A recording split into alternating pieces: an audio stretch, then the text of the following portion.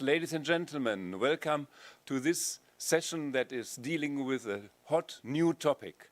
And for the introduction, I now ask Dr. Balvir Toma to take the stage and to introduce you to our topic.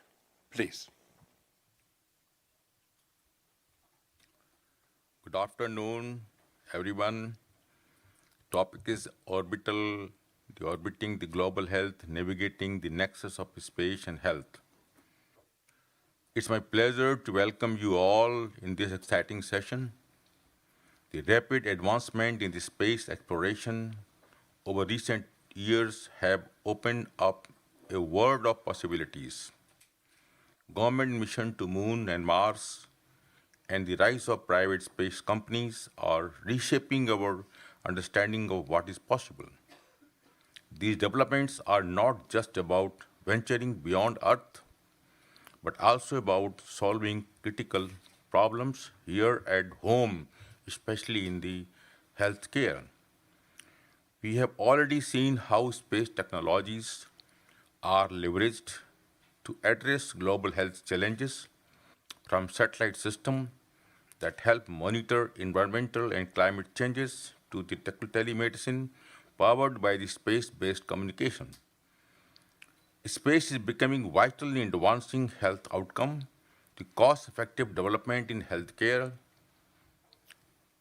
equipments made possible by the innovations from the space sector is bringing real benefits to the people across the globe.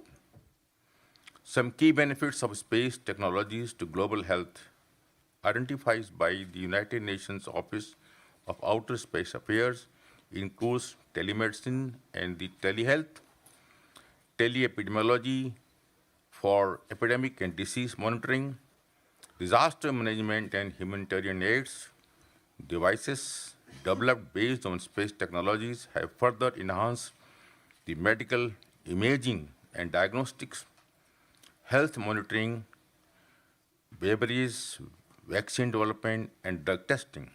There are several case studies on the application of space technologies in the health and determination of health. For instance, the European Union, this Copernicus program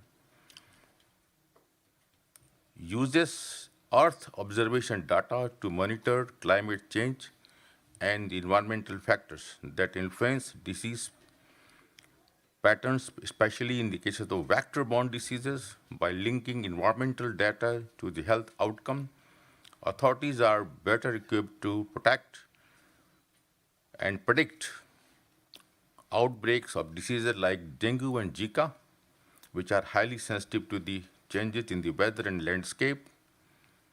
The invention and development of the remote sensing, geographical information system, and global positioning system to select survey locations where turning positions in application of space technology in health.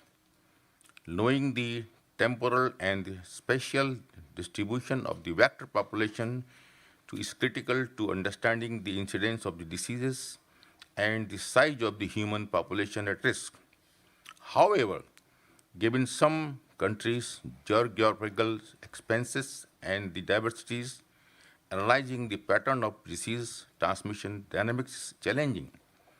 Such scenarios using space technologies such as GIS and GPS have been particularly beneficial for mapping and breeding sites and recording data on the density and characteristics of the breeding sites of diseases causing vector. But as we celebrate these achievements, the geopolitical competition in the space and increasing the militarization of the space are raising concern about the future. Despite space being recognized as the global common by the Outer Space Treaty, the race of the dominance and the commercialization could result in havoc in the use of space. When we add the risk of space debris, biological contaminations, and the complexities of the space governance, we see that there is much to stake. In this context, I think it is pretended to consider how we can ensure that space technologies continues to benefit health system globally, how to foster collaboration rather than competition, a discussion on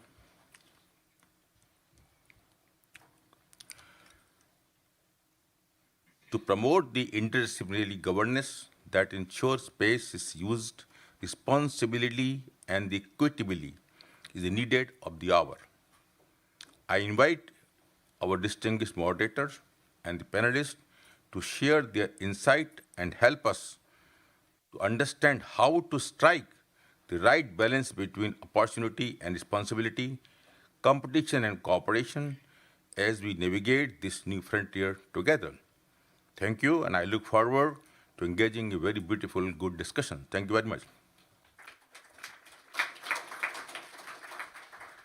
Thank you, dear Chancellor from the NIMS University. And my name is Helmut Brandt. I'm representing Manipal University from India here, and we have a new topic. So my question to you is to find a little bit out about what your motivation is and what your knowledge is. Who of you has experience with the technical part of space, using satellite data or something like this? Anyone in the room? No, okay, yeah, they are out. It would be have a pity if there no one would have said that. Your car, your self-driving car or something. Okay, so have you ever experienced information directly coming from using these results that came up? We saw already several examples where you know that space and health might have been useful. So in a way, we are exploring new grounds. That's very, very good. That's the reason why we will do this session old style. There will be 4 presentations each. After a presentation, short questions for the understanding, but not long. And we would like to have more time in the end to discuss. I think that is something we can agree on. We didn't ask for PowerPoint slides because then you read them faster than the presenter can read them out. We wanted to avoid this.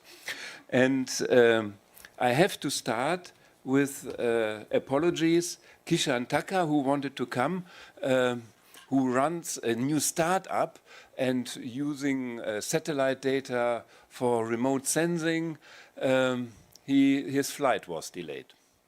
So technology sometimes even hampers us a little bit.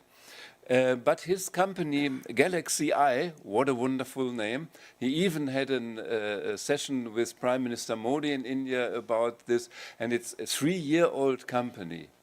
And he is young, and we wanted to present him as a role model. You don't have to be rich as Elon Musk to go to space. And you can be very young to be very successful in this business. So sorry that he is not here, but we have other speakers who will fill the gap. The first one I would like to introduce is Caroline Perrin. She's Executive Director of the Geneva Digital Health Hub. And your institution and you as a person are one of the front runners getting involved in this topic. And can you give us a little bit an introduction about the usefulness of these ideas? Sure, definitely. Thank you. Good afternoon, everyone. It's really a pleasure to be here. First of all, I would like to thank the organizers of the World Health Summit for putting this topic on the agenda, because even though it's a relatively new topic, there has been quite a bit of work ongoing in this domain since a decade. And it hasn't been discussed a lot in global fora. So I think it's a really nice way of engaging with the new public.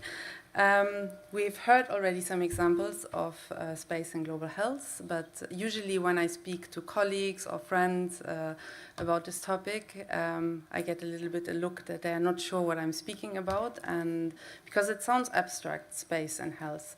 But in reality, there are very concrete applications that are already up and running and being used. As has been mentioned before, there's remote sensing that's being used for using satellite and Earth observation data for disease surveillance, environmental monitoring, and prediction. For example, if you're in a malaria region and you use Earth observation data after rainfall to see if there's stagnant water, you can predict that there will be malaria outbreaks, so you can bring mosquito nets, medication there. It can help you to make better decisions and a better resource allocation. Then another application that is used quite a lot is disaster response. So using satellite images after disasters, can be natural, earthquakes, landslides, floodings, where in real time it can be checked which roads are still accessible, how can the help get to the regions, and so on. And then there is one area that's maybe a little bit different, which is a transfer of space exploration technology. As we've heard in the introduction, I mean, there's a lot of effort from the space agencies now exploring human man travel to Mars, but as many of you are maybe aware that, traveling to Mars and coming back is actually quite a long trip, 21 months. And if we want to send humans to Mars, of course, we need to prepare for different situations, and there are different technologies that are being developed for the space exploration that could be used in a global health context. For example, the development of completely autonomous telemedical systems, because when you're going to Mars, even if you want to communicate with the doctor, the communication delays are getting so long that you cannot use this option that we have here. So you really need to build completely autonomous systems. After 1.5 years ago, we had a very interesting conference where we had the chief medical officer of NASA who was speaking about some of the other technologies they are developing, like they developed an oxygen generator that has the size of a small table and that could feed a full small hospital, or they are working on 3D printing of medication. And I think these are all things that if we let it sink in a bit and think about it, how it could be applied in a global health context, there are a lot of opportunities. So it's not only satellite data, there are also some other aspects. But of course, when you have a new domain or a domain general, there are also a lot of challenges. One of them being that it's a relatively new domain. I mean, it's not formalized, it's not structured. There's still a lot of questions. There's different understandings. So there's some advocacy work I would say that needs to be done on what space and global health is. And then, as we heard some of the examples, Earth observation data is really powerful, but when you have powerful tools, you also have people that look for ways how to misuse them. And so there are risks and potential misuses. Then there are questions around how can we ensure an equitable access, how can we govern these tools, how can we develop data sharing mechanisms, interoperability. Whenever you have technology, that's one of the major challenges. But what all of these challenges have in common is that they need collaboration to be addressed to. And that's one of the reasons why the Space and Global Health Network was established, that is hosted by the Geneva Digital Health Hub. So the Space and Global Health Network is an open and flexible network of governmental institutions, international organizations, NGOs, and other relevant stakeholders. And it was established in 2022 as an outcome of the work of the United Nations Office for Outer Space Affairs, where we have Jorge who will speak after. It came out of the STSC working group on space and global health, which also resulted in a recommendation on space and global health that was adopted in the General Assembly in 2022. And the main objectives of the network are really to promote effective collaboration on space and global health issues and to promote capacity building efforts. And some of the activities of the network are obviously around capacity building and collaboration, but currently the network is working on a curriculum.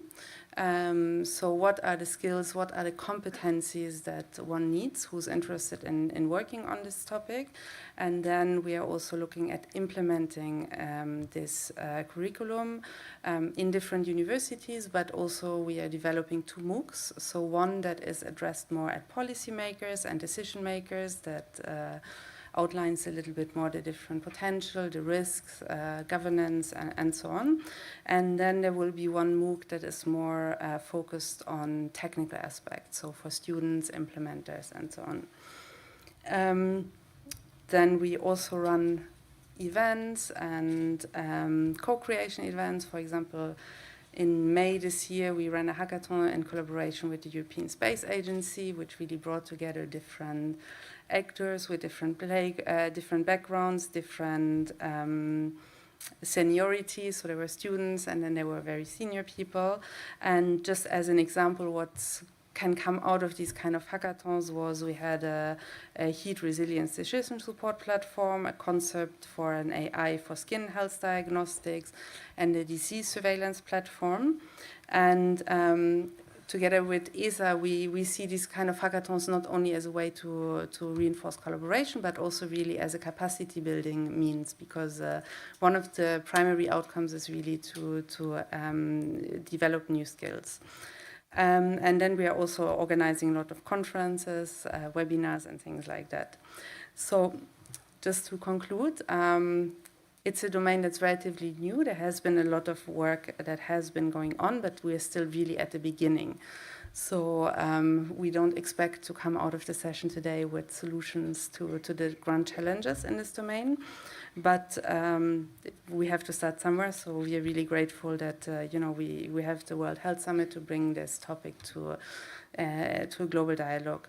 And then anyone who's interested in this topic, I really welcome you to join the Space and Global Health Network. You can go on the website, it's sgh.network. We really welcome anyone, institutions, or individual stakeholders. So yeah, please join us, and that's it. Thank you very much. So what we learned out of this presentation is that there is already a fan club that is very well organized. And perhaps next time when you have an online meeting, you might use Starlink 2.0. Via satellite, you get your internet for, what was it, 45 euros per month. And the astronomers are angry because those 300 satellites running around block the view to the stars. So that's an interesting thing that comes up, unintended issues. One question we can have for clarification? If not needed, then we just go on. That would be great. And I now introduce Professor Ilona Kickbusch. I think everyone will know her.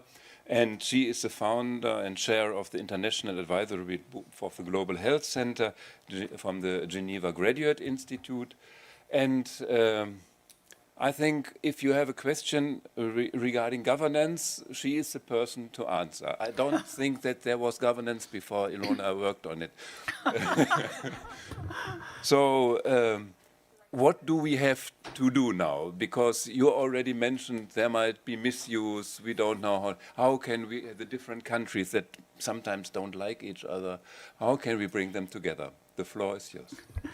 Thank you very much, Helmut. And I'm very happy actually to see a nearly full house for this discussion. It's been a plan of mine for a long time to get this subject to the World Health Summit, and also thank you to the Indian colleagues to have helped on that. And I mean, one can, of course, and these are reactions I also get, first we moved from international to global health, and some people joked about that. Now we're moving into planetary health. We'll hear some things about that. And, so people joked, what's next? The universe? And our answer is yes. And, space and health is a very critical issue, and it actually will be interesting.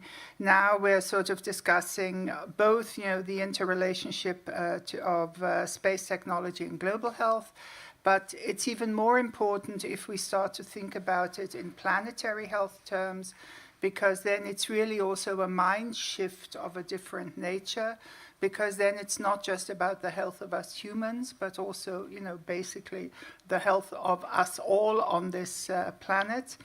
And that complementarity and conceptual shifts that will be going on in the next 5 to 10 years are something we already want to draw attention to. I must say a lot of thanks to Carolyn. About a year ago or so, I was at a conference that she had organized on space and health in Geneva. Okay, with you, thank you. And I learned so much. I mean, I was really blown away with the kind of things that are going on. But there is also a kind of consensus that is emerging that there is a need for a global regulatory framework now in relation to space technology, its use, and its relationship to global health. So we do need to develop norms. And one of the reasons this is happening is also the geopolitics that you mentioned, Helmut. And I mean, it's not an empty governance world out there. There's actually 5 major treaties on outer space. But we have to think back quite a while to when those treaties were agreed on. And this was at a point in time when outer space and moving in space was seen as a global commons. And that was a different mind frame, which is one of the reasons I also mentioned planetary health now. So all these governance frameworks are from the Cold War era. And we're in a different situation now. And all the speakers before me alluded to it, that more and more states are interested in this. I mean, 4 states have reached the moon, and more are trying to do so. So we'll see more competition between governments as to, who, to whom which side of the moon belongs. There's a fascinating scientific novel about China having this part of the moon and the US having this part of the moon, and what happens then, and then people fall in love and all these things. But actually in science fiction, as strange as it sounds, you can find a lot of these things already present. And I must say, particularly in Chinese science fiction, and there's a beautiful graphic novel also by Cixin Lui around all these issues, for all mankind. And there's a Netflix series as well. So the thing is, we've lost this notion of global commons because of the commercialization and the geopolitical competition. And that's also the challenges of the agencies that were created to deal with this. And maybe we'll hear a bit about that, which is why, in terms of governance, the UN has established a new working group to actually see how one would address these new issues of commercialization, the application of space technology, the what's called economic potential, and the property rights and ownership. And this is becoming a really, really pressing issue. And the most pressing issue within that context is actually data. And we know in global health that data has become, and the governance of data has become an absolutely critical issue. And we've heard some of the observation technology that is used for continuous monitoring of temperature, of outbreaks, of extreme weather, etc. There are calls to combine these data, supposedly, to make them more efficient and everything. We've heard about the data management, about disaster management, excuse me, but we haven't really sorted out who owns the data. And these are challenges that this working group is going to take up, and that will be absolutely central. So as a first instance, you need a governance framework for the management of competition, and you need a governance framework that deals with some of these property rights and ownership. And then, of course, related to that is the whole issue of affordability.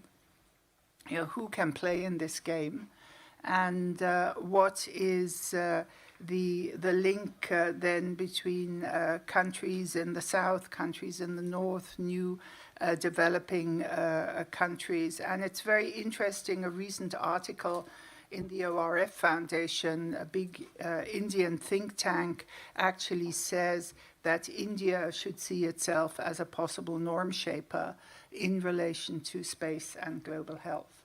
And it was an issue that's also been taken up in the G20. So I guess my message is, this is not, there's a pun, far away. It's actually very close. It's very integrated into our everyday life. The gentleman over there says, yes, my car is in communication.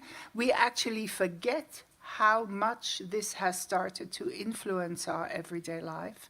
And we need to start understanding that. We obviously need an understanding of what was already, with the old space travel, will we get a Teflon frying pan or whatever out of it?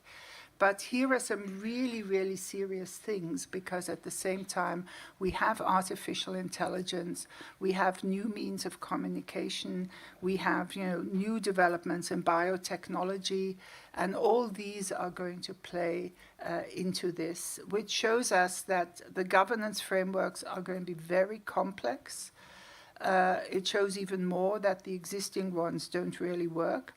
And it shows, the challenge to this new UN working group to actually also be able to keep up with the rapid technological change that is happening there. So no, I don't have a solution how you govern space and health, but there are categories that we need to govern. And particularly with the way wealth has developed, one wouldn't have thought 20 years ago that private individuals could start to go out there in space, that private individuals can have positive and negative impacts. You think of, where Starlink is used and by whom. And so those kinds of things really need and sort of overlap with some of the governance issues we've not yet resolved on artificial intelligence in general, on digitalization and other things. But it's a really important issue, it's a fascinating issue, and I hope we can take it forward together. Thank you.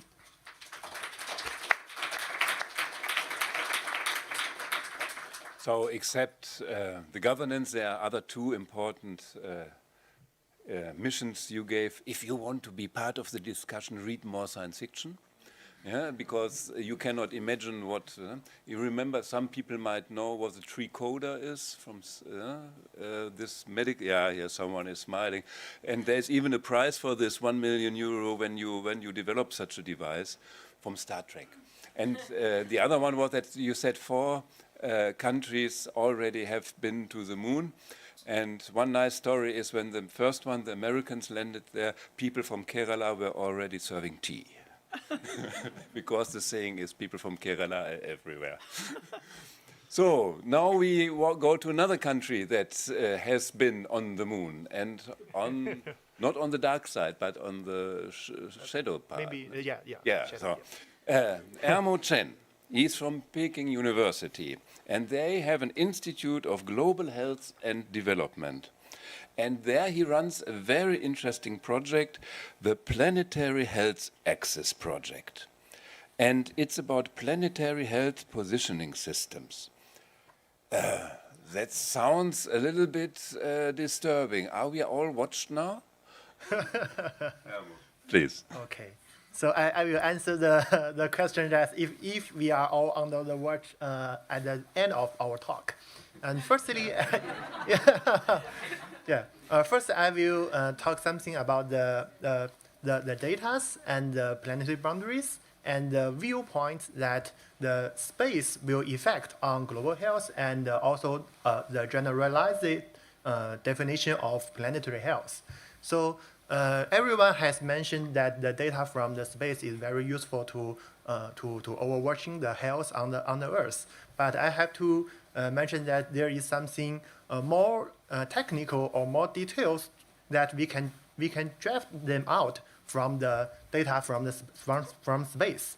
The first is that the data from space is very dynamically that we can get the health data maybe 1 week per month and maybe 1 year per chance. But the data from space is somehow timely, that we can get even 1 second one result for some space. So in this view, this data contains many more information about health, both on the ground or in the water or in the air, that we can use more modern technologies of data to draft them out from these dynamic data.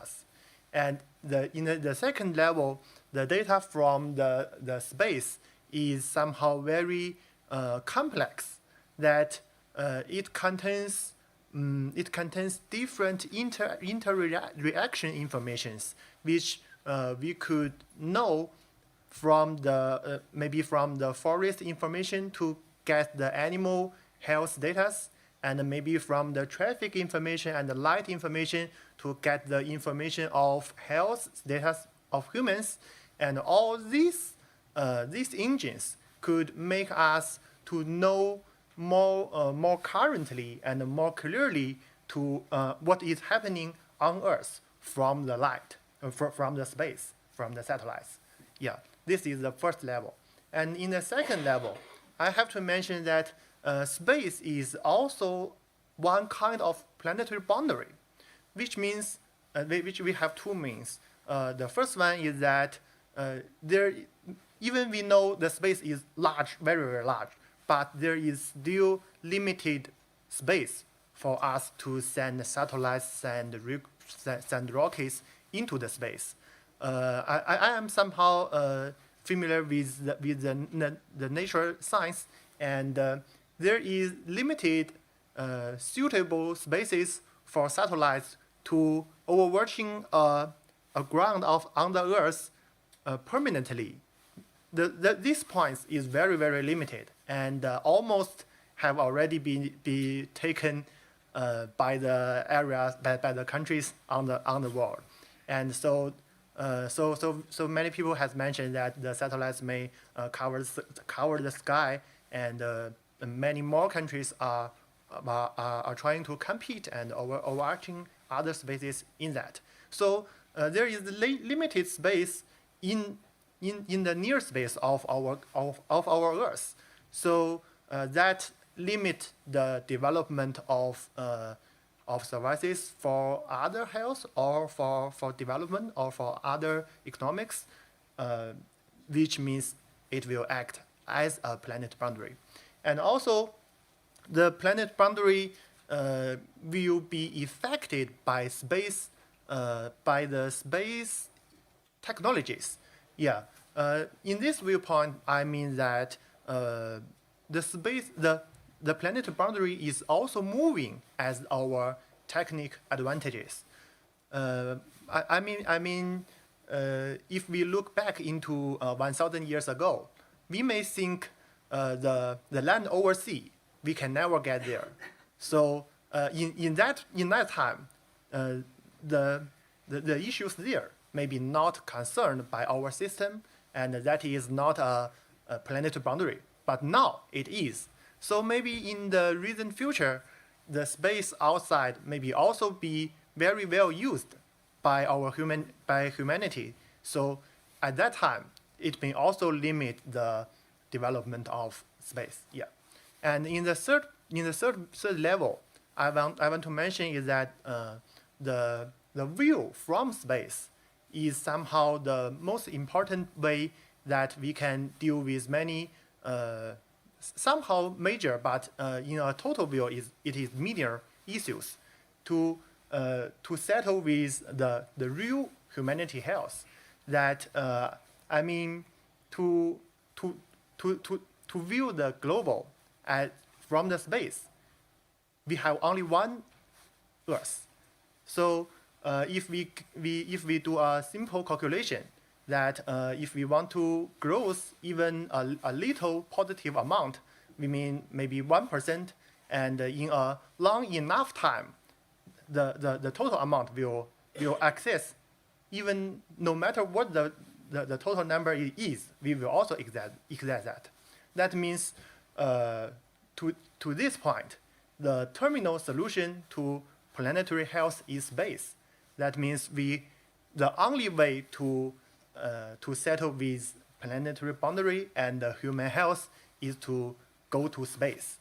Yeah. So in this three viewpoint, I want to mention our project is just to provide something, just as we are standing in the space to watch or to monitoring the footprint of our civilization, of our humanity on many major points, such as human health, animal health, and environmental health, social economic health.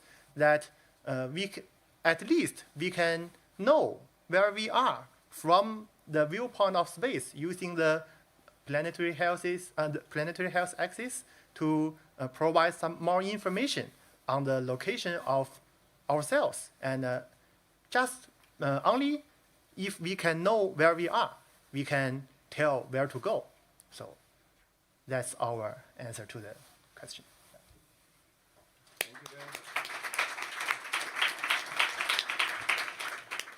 Ermo, you had encouraging news and disturbing news. The disturbing news is, hey, it's getting crowded up there. Do we need a traffic light system or something like this that they don't collide? And I read in your CV that you worked for reinsurance too. Yeah. Do we have to make insurance for satellites now? We have already insurance to satellites. Yeah. There's no field where the insurance people are not. And now we come to the final speaker, and you have to answer now a lot of questions because everyone now is activated. And Jorgo della Riovera, I'm sorry for reading this name so not in a fluent way. He is from the United Nations, and they have, what was quoted already, an Office for Outer Space Affairs. I always question myself, space and outer space. Perhaps you can highlight us what's the difference. And the motto of them is access to space for all. Not health for all, but access to space for all. And there will be a link. And please enlighten us what our institution that we all run, the United Nations, think about how to manage this in a competitive national geopolitical time. Thank you, Helmut. So yeah, a lot of complicated questions. First, I would like to thank Ilona and the World Health Summit for the invitation. It's really nice to be here and to be discussing with people that normally we don't have the opportunity to discuss. We normally talk to space agencies. So thank you, Ilona, also for introducing the topic here in the World Health Summit, so you get more awareness about what's going on in space and on Earth. Okay, let's start with the basics, and I'm going to have questions to you. So, who knew that there is an Office for Outer Space Affairs in the United Nations before entering this room today? Wow. Not bad, not bad. Okay. Then I have another question related. Who knew before entering the room today that there was a United Nations General Assembly resolution on space and global health? Oui. Okay, a little bit less. So, that's the context that we have. Actually, United Nations has been working on space and health for quite a long time, and this resolution is part of the outcome of that work. In the Office for Outer Space Affairs, we do mainly two things. One is space diplomacy, so we are helping countries to discuss among themselves about the space, and there are a lot of topics that have been mentioned, like planetary protection. What happens if we bring microbes to other planets, or we bring other microbes from other planets to Earth, things like that. But there are topics like how to use space for the benefit of humankind, and that's actually what we are working on a lot in the office. So we help countries to discuss those issues, and we implement what countries, member states, are telling us to do. And one of those things, thanks to the resolution on space and global health, is to work on raising awareness and build capacity on space and global health. So now you know two things that I wanted you to know before you are leaving the room, which is there is an Office for Outer Space Affairs in the UN, and then there is a Space and Global Health United General Assembly resolution. So the General Assembly resolution, it's basically a starting point for more things. And Caroline was mentioning before the Space and Global Health Network. Actually, the Space and Global Health Network was an outcome of that resolution and another resolution that was tabled at the same time on the peaceful uses of outer space. And if you want to get into diplomacy governance, the Space and Global Health Network is the right place to go if you want to talk about space and health. Why? Because the Space and Global Health Network is represented together with the member states in those discussions that are happening around space. So that's a way to get involved. So we are supporting very much the Space and Global Health Network.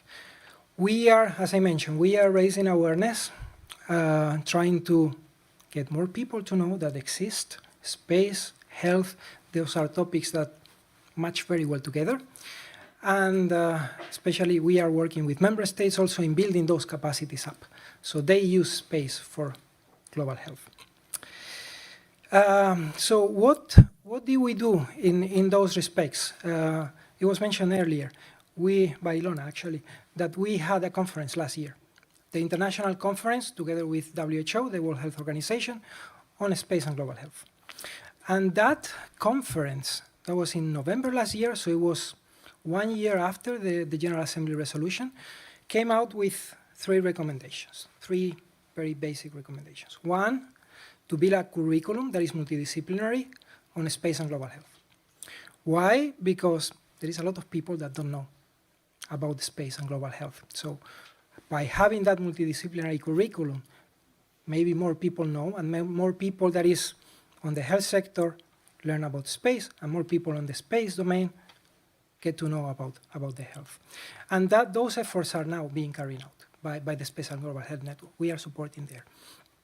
So if you want to be involved in the development of the curriculum, again, Space and Global Health Network is the answer. That was recommendation number 1. Recommendation number 2, we were discussing about data before. Well, when you are putting satellites in orbit, you have satellites that are taking measurements of Earth. You have risks. I mean, those satellites are put because space agencies are interested in developing technology and to monitor. Some of those satellites are useful for monitoring climate change and other environmental variables. But currently, there is no framework for health. So the second recommendation was to create a set of space-based essential health variables. So those can be given to space agencies, so when they are developing missions, those are taken into account. So those measurements are done in the way that the health community actually wants them. And the third recommendation was on interoperability. Basically, try to get space data to get to talk to medical data and vice versa. And we know that there are big barriers there, because from the medical world to transfer information to space agencies, you have issues on data privacy. And those are very difficult to overcome. But we need those data in the space domain to be able to actually get our models and get to know which data is going to be the most useful for the applications that you're having. So that's why that third recommendation was there. What's next? What are we doing next? So actually, the next is next week. Next week, we are having, again, a United Nations World Health Organization regional conference this time on space technology for advancing global health. And regional because we are focusing on the Americas region. As I mentioned, I mean, we had these 3 recommendations, but if we want to be effective in implementing those 3 recommendations, we have to take into account regional needs. I mean, it's not the same needs in Asia than in the Americas than in Africa. So we are having that conference to gather regional needs on the curriculum to actually get tailor-made needs so we can convince decision makers in the region on utilizing space data for health, and also needs that are related to the space-based essential health variables that I mentioned, which are the measurements that they need in order to actually utilize space in a more effective manner. So there is a lot of things that are going on. I mean, of course, there are many aspects, and I'm not covering all, but I'm giving you a hint of the things that you can actually do to influence the process that is going on right now without deviating too much on many discussions that are happening. So, as I mentioned, next week we'll have that conference. We hope that it will be broadcasted. So, I mean, currently we don't have any more seats, but you can actually register and join online if you want to listen and learn more about how space is used in the Americas region. And we are going to be working on those matters. And if you want to work a little bit long term, again, engage with the committee and with the member states, join the Space and Global Health Network, because that's the way to put the foot into the discussions. Thank you.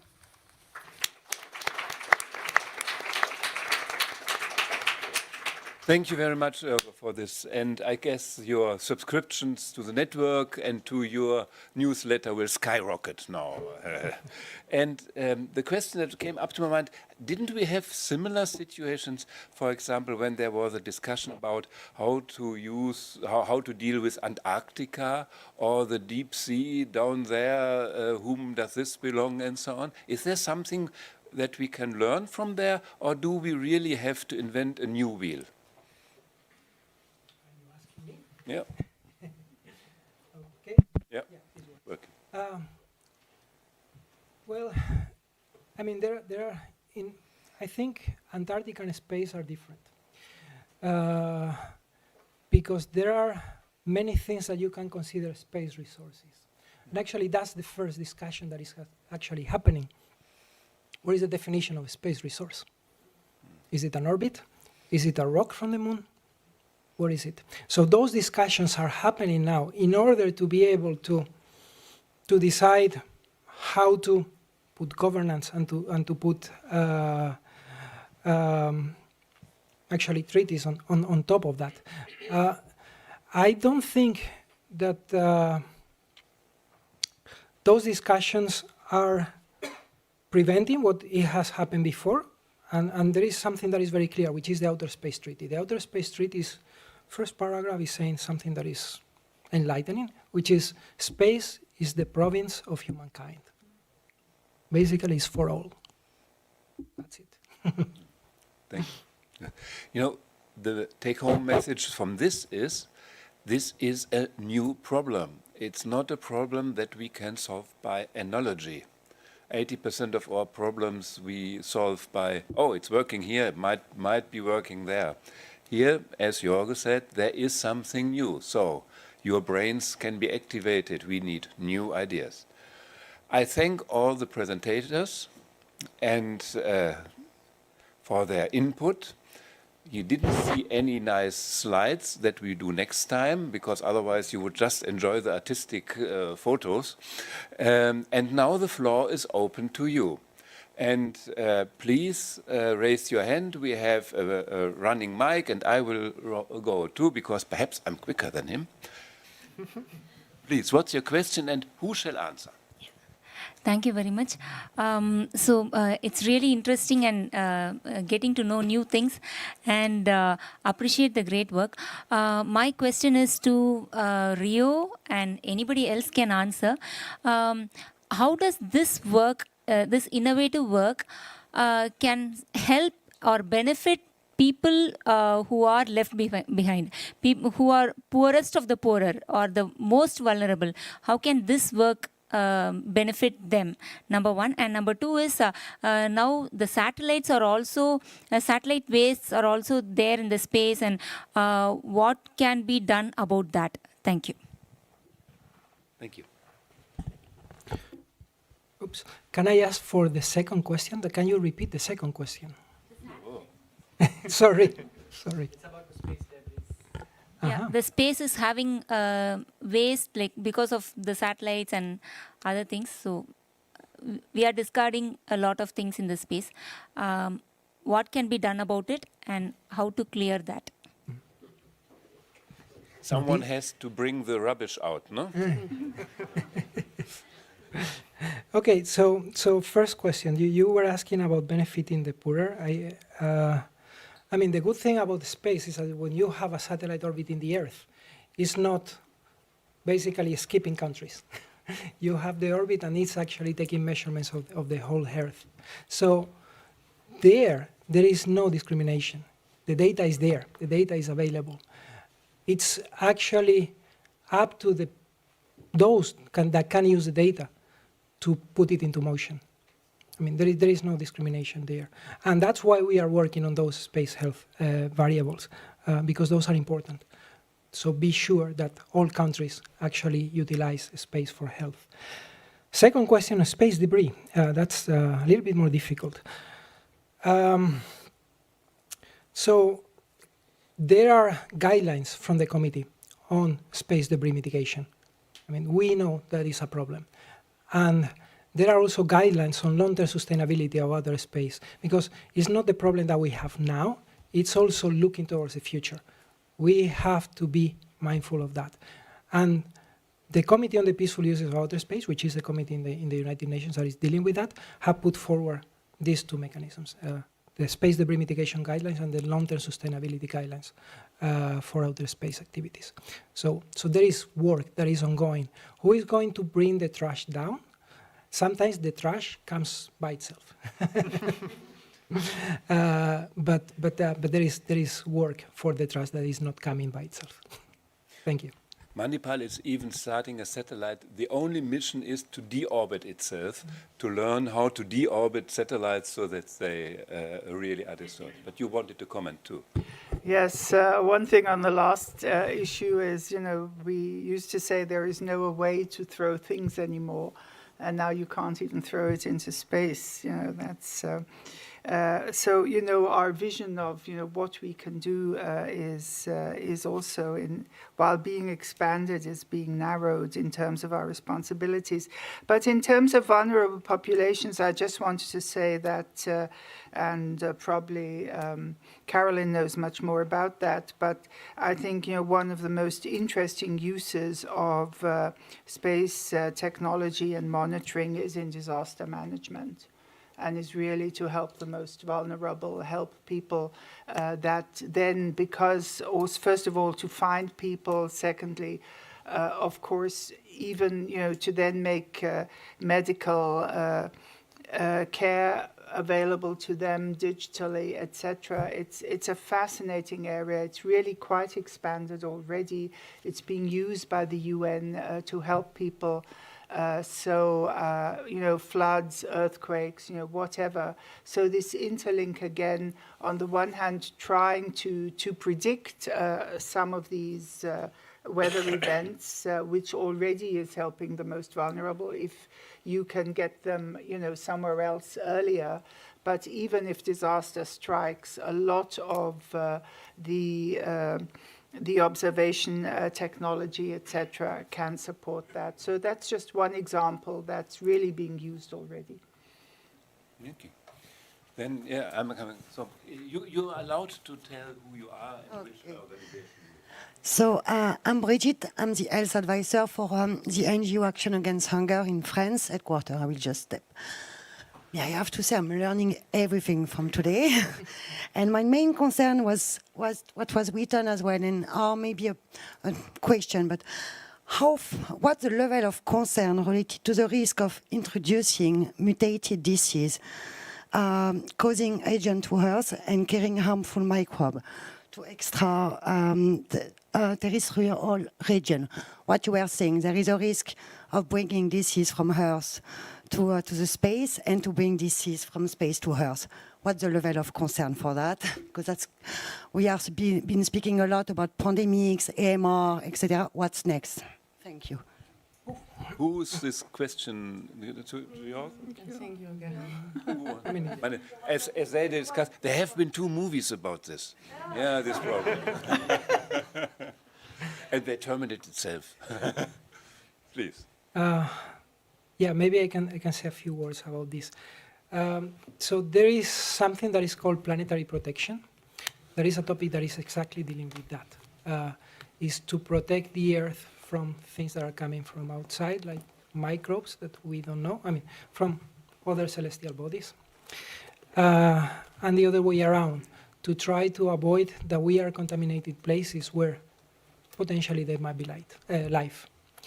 And those are very strict regulations that are put there, very strict guidelines on planetary protection. There is a panel on that of the Committee on Space Research, COSPAR, that is working heavily on those. And actually there is a lot of maths involved to calculate those risks.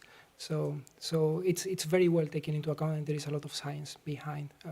Currently, hopefully everything is avoided, even to go to Mars. Yeah. Thank you for this. Ilona did not leave under protest. I think she's meeting Bill Gates or whomever. So we have to go on. Then we head here, and then we go on there. Please. Christopher Hammelmann is my name. Thank you very much for the very interesting and mind-opening, space-opening discussion. You mentioned before also that the discussion is taking place in the context of manned or womaned missions in the future.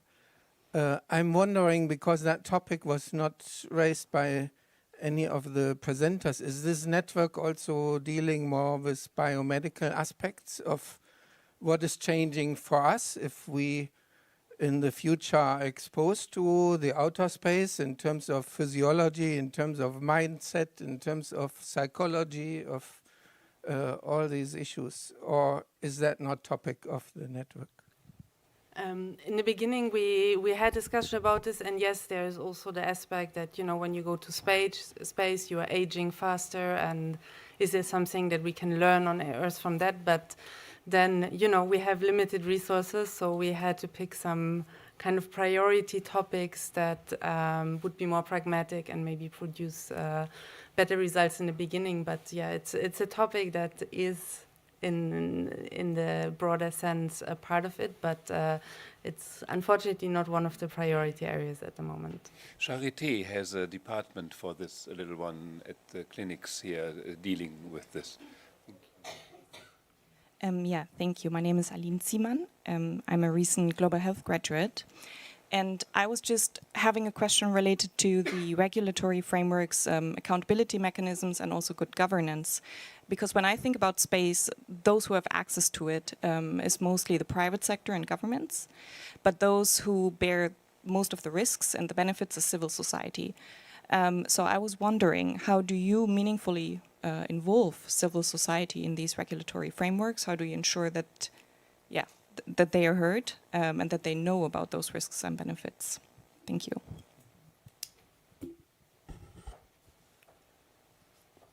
For you. I'll try. So yeah, no, actually there is, so I mentioned before the Committee on the Peaceful Uses of Outer Space of the United Nations. That committee is formed by member states, but also international and non-governmental organizations. And that's the way, for instance, Space and Global Health Network is heard in the committee, and that's how other organizations' voice is heard in the committee. So it's not actually left aside. And there is also an organization that is dealing with youth, so young voices are also heard in the committee. Thank you. My name is Klaus Fleck. I'm a medical journalist for Medscape. Jorge, you said that satellites take data from all over the world, and that's why there was no discrimination, as you described. But these satellites, they are owned by countries or private companies.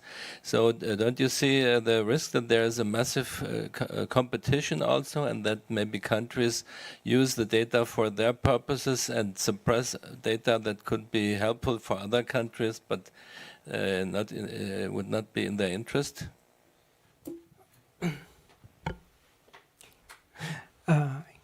Going to be a little bit mean here. So if we are talking about a private company normally works on profit, and if you are coming with money to a private company, normally you are getting the data. It's more or less like that. Government data, there is a lot of data that is free and available. There is a lot of policies that have been going into that direction since already many years.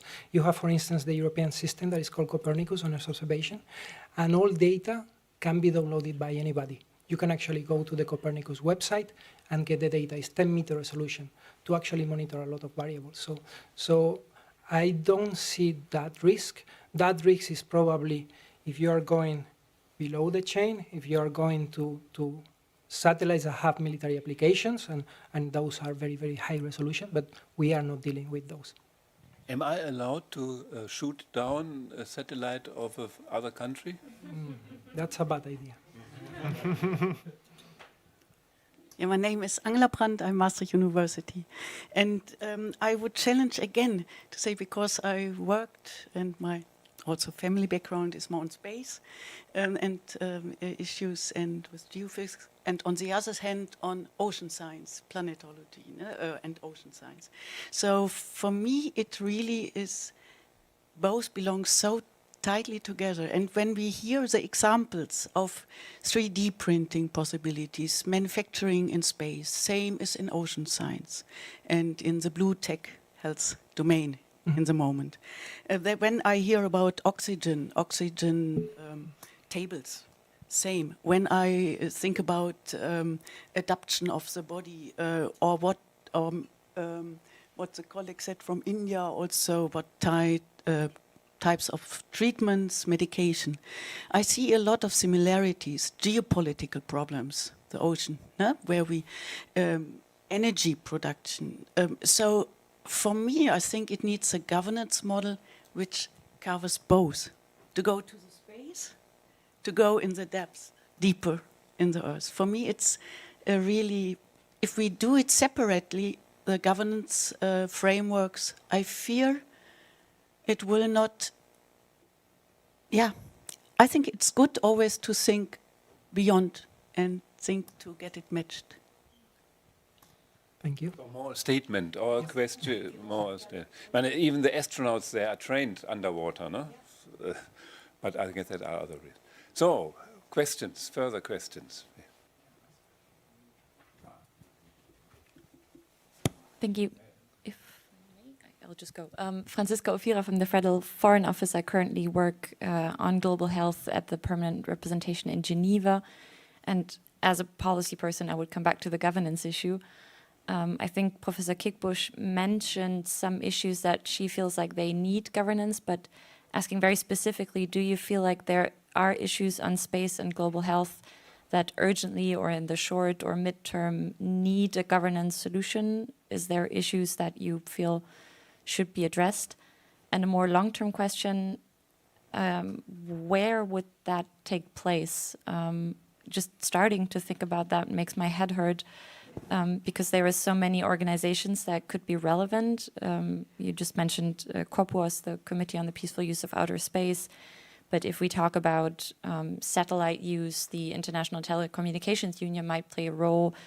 those who have experience with dealing with Earth observation data, the World Meteorological Organization, WHO, of course, like semi-private entities, the Group 1 Earth observation. So where would that governance take place, and how do we make all these organizations that could play a role, that can contribute, talk to each other for regulating these issues on health and space?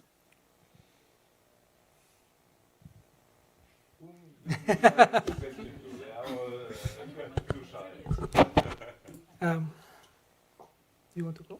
You go? Okay. Yes, it's very complicated. Short answer. I mean, your first question was, there is a need for governance. And I mean, that's already a very complicated question. My feeling, if you want to be very specific on having specific governance for space and health, is like having a specific governance on the internet because you are transferring medical data.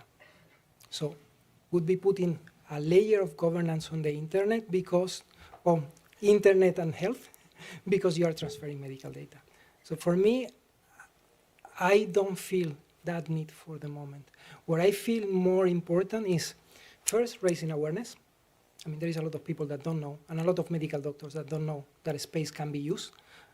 Also, local and country authorities that don't know that space can be used for health purposes. And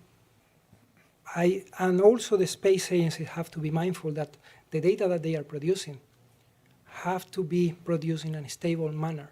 You cannot launch a satellite that is providing very important information that is used by medical doctors, and then discontinue that satellite because technology is going somewhere else. Those, for me, are two key aspects. And on those two, we are working already.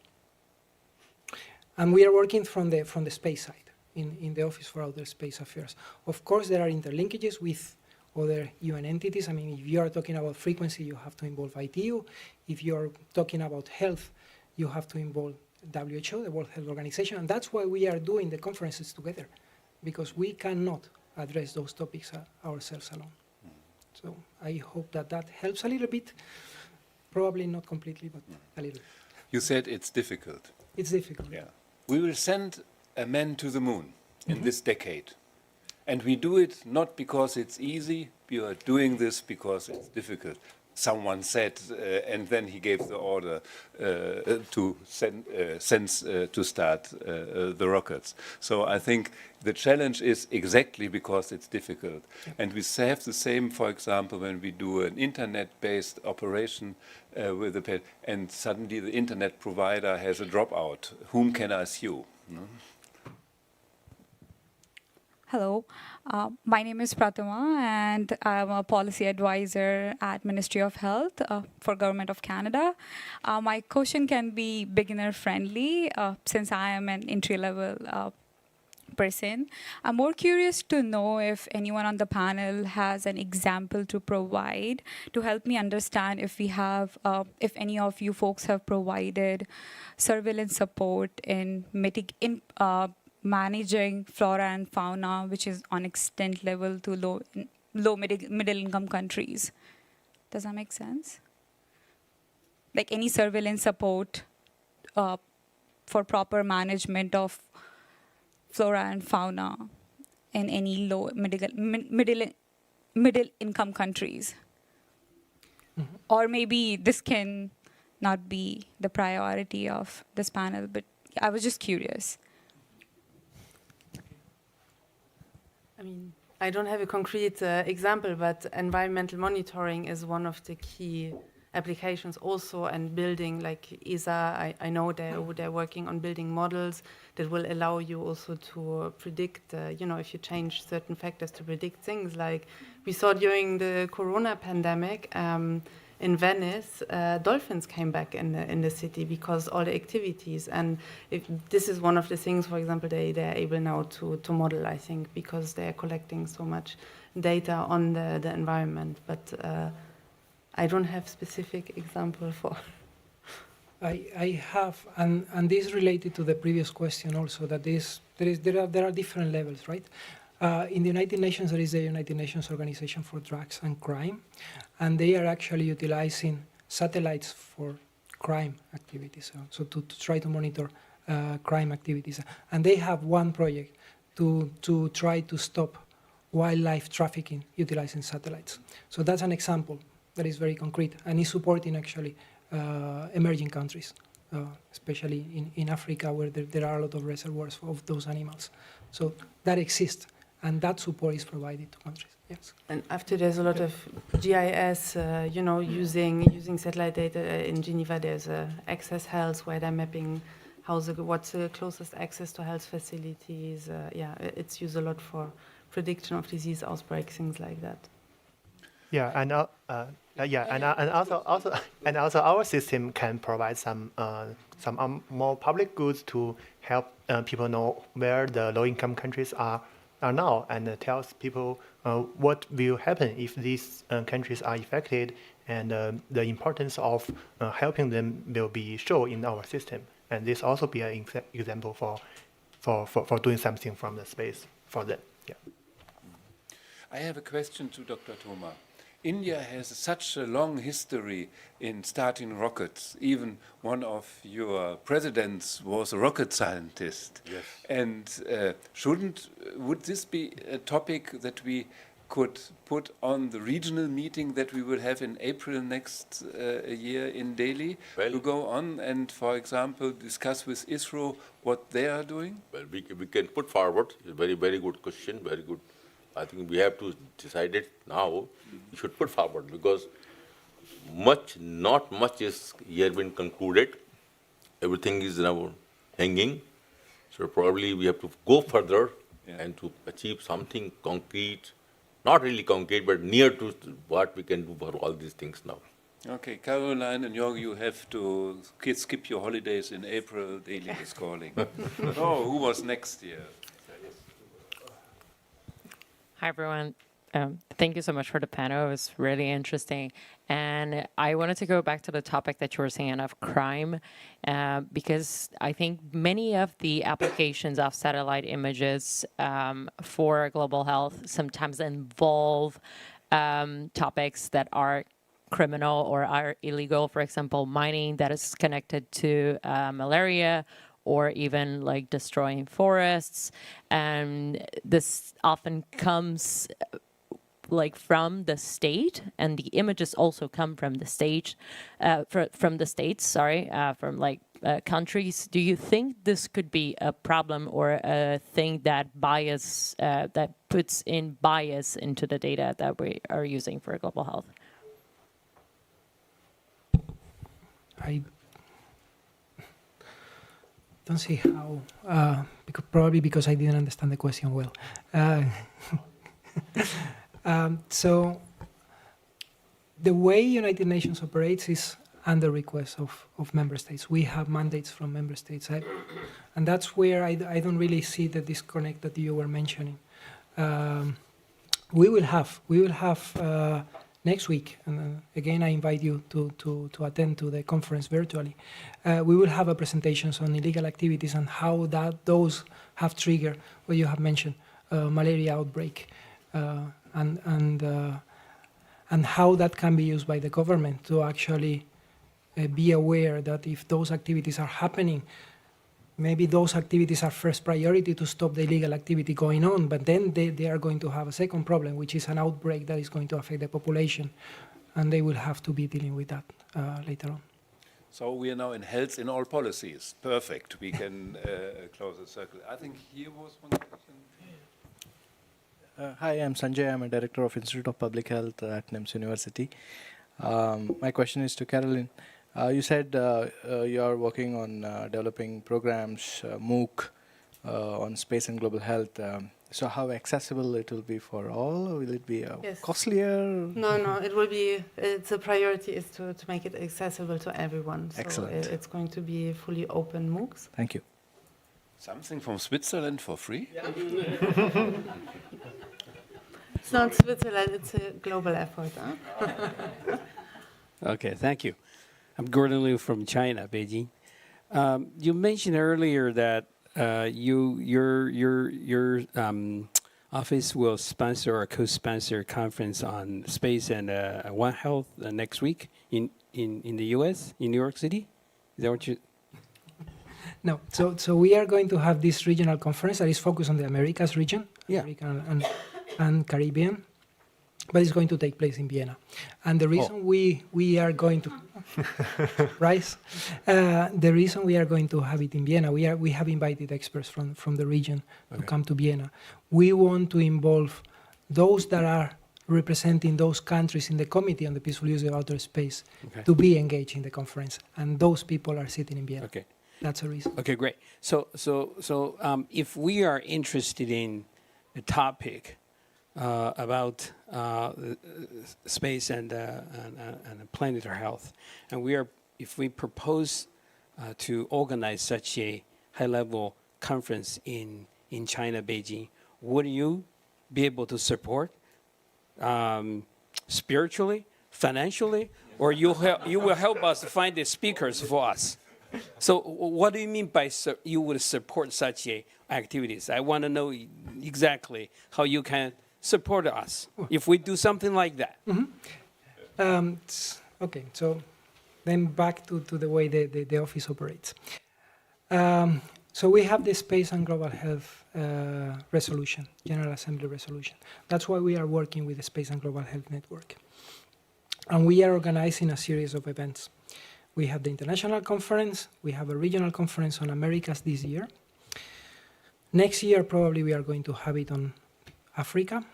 The following year, we'll have it in Asia. So maybe there is an opportunity to cooperate there.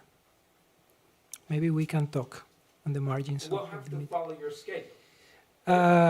In that case, yes. There is another way in which the office is actually doing activities, but those are under request of member states. So if China comes to the office and says, we would like to have an activity on this matter, we will have to see, according to the funding that the office has, when that activity can take place, because there are other requests that are competing at the moment. So. Or invite them to a conference like here. It was not on your schedule. So let's see. Anyone else who wants to take the floor, has complaints, suggestions? You're all confused, but on a higher level? Okay. A little bit tired because you had no slides to rest your eye on. You always had to think. Thank you. Maybe last question.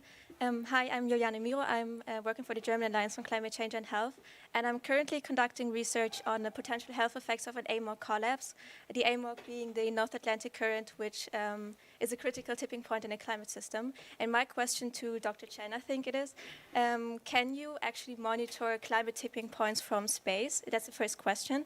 And the second question, is it worth it? Because space activity is also very polluting and contributing to climate change. So is it worth it to safeguard the lives of future generations? Thank you. Yeah. Good questions. Yeah, very good questions. Yeah, I think there are two major parts. The first is that we actually could not measure maybe we see climate change or also just from the satellite. And we have to merge this data all from the satellites, from the ground, from the data that's generated from the statisticals, and we use complex statistical methods to analyze, and then we draw the conclusion. So the monitor is not just to look and to get what conclusions out, but to get data, to gather data, and form our conclusion from analysis. So that is truly monitoring. So yeah, and the second is for young generations. I think we can do in three methods. The first one is just to try more innovation methods, try more innovation ideas, and we are young. As the civilization is young, we have the chance to make small errors, and small errors will get us to further development. And the second is that we can be more open to the advanced technologies, and we may support more by our ideas and by the innovations from the space and into the space. And all these events could be take apart by ourselves. Yeah. Yesterday they got a rocket back to the landing point to recycle it. What for us sounds, so what, has been a major breakthrough for preventing exactly using more and more fuel to get those things up. Perhaps at one time we'll use an electromotor or something like this. Yeah. Maybe. Ladies and gentlemen, we are still in time, but I see that your brains are exhausted because so much information without slides, and you had to think, that. I have two wishes. One would be, shall we have in April or next year here a Kalam lecture on this topic? Because Kalam was in India the president who really worked on rocket science before, and I think that is a very interesting history to give it a little bit more prominent status, at least to have a special lecture for this. We can discuss this. Okay. And the second wish I have for you is read more science fiction. Until next year, and I guess Ilona is not there, but I think I can speak on her. That was not the last time that we met with this topic, and so you are the front runners. Spread the news, multiply the news, and take it serious. I think a lot of you would have got insights now. Even I got a lot of insight that it might be very useful to think about this issue. So thank you for attending. Thank you, the people on the live stream. You could not ask questions, but perhaps next year we have this possibility too. And I think there will be an important event coming in 1 hour or so where we all meet again. And I wish you still a fruitful conference and some relaxing hours. Thank you.